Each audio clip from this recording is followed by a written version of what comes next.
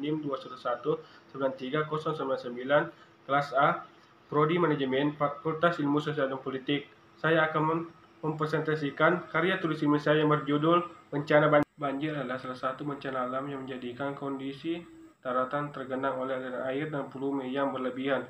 Menurut Kamus Besar Bahasa Indonesia KBBI, pengertian banjir adalah berair banyak dan deras, kadang-kadang meluap, air yang banyak dan mengalir deras, serta peristiwa terbenamnya daratan karena volume air meningkat. Bencana banjir tidak hanya terjadi di perkotaan, daerah pedesaan yang memiliki wilayah resapan air yang luas pun dapat mengalaminya. Tentunya banjir di perkotaan dan pedesaan disebabkan oleh faktor-faktor yang berbeda dan menimbulkan dampak kerugian yang menyebab banjir, baik di lingkungan padat penduduk dan pedesaan. Banjir pada masing-masing wilayah dipengaruhi oleh penyebab atau faktor-faktor tertentu, yaitu faktor alam dan faktor manusia.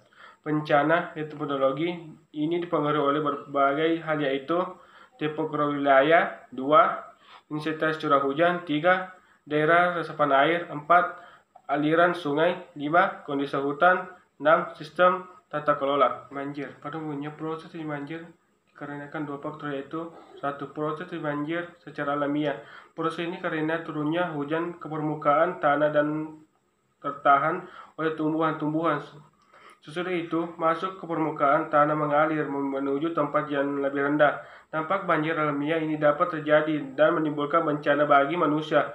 Bila banjir ini mengenai manusia dan menyebabkan kerugian bagi manusia, kerugian bisa terjadi pada kerusakan lingkungan, timbul wabah, penyakit, hilang malangan banjir. Manusia adalah agen yang bertugas untuk mengatasi dan mengendalikan debit air agar banjir tidak terjadi. Upaya ini harus didukung oleh berbagai pihak agar berhasil dan memberikan manfaat yang signifikan, yaitu 1.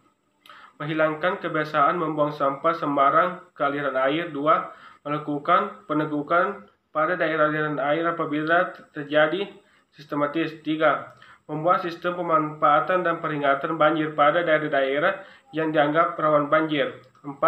Melakukan reboisasi atau penghijauan pada daerah aliran sungai. 5. Membangun area tumpungan air seperti tanggul atau waduk. 6. Menyediakan area resapan air berupa ruang terbuka hijau, taman kota, atau hutan kota yang dapat mencegah genangan air dan menjadi limpasan. 7. Membuat biopori dan sumur resapan sebagai untuk membuat air lebih cepat teresap ke dalam tanah dan tidak tergenang di permukaan. Demikian hasil presentasi saya. Lebih dan kurangnya mohon dimaafkan. Wabillahi wal taufiq hidayat. Wassalamualaikum warahmatullahi wabarakatuh.